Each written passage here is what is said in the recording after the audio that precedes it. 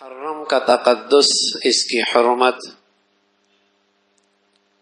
آپ علیہ الصلاۃ والسلام کے زمانے سے بھی پہلے کی چلی آ رہی ہے۔ یہودی 10 محرم کو روزہ رکھا کرتے تھے۔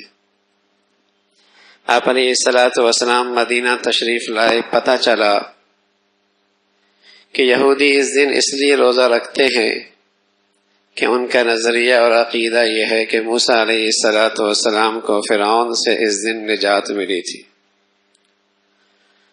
تو بطور شکر کے اس دن میں روزہ رکھتے تھے۔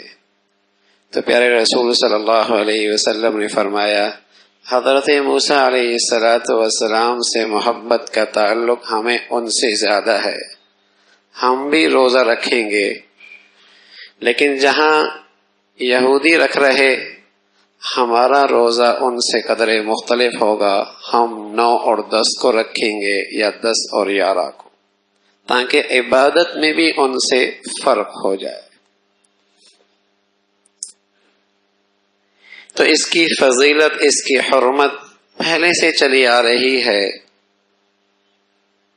البتہ آپ علیہ الصلاۃ والسلام نے اس مہینے کے بارے میں 2 ہدایات دی ہیں۔ ایک ہدایت تو یہ دی کہ اس دن روزہ رکھا جائے، نہ رکھا تو گناہ کوئی نہیں، رکھ لیا تو ثواب بہت ہے۔ نہ رکھا تو گناہ کوئی نہیں، رکھ لیا تو ثواب بہت ہے۔ ترغیب یہ ملی کہ 9 10 رکھ لو یا 10 11 رکھ لو۔ اور دوسری ایک حدیث ملتی ہے جس میں آپ علیہ الصلاۃ والسلام نے فرمایا، 10 کو اپنے گھر والوں پہ کھانے کی وسعت رکھو۔ یہ 2 ارشادات اس مہینے کے متعلق ملتے ہیں۔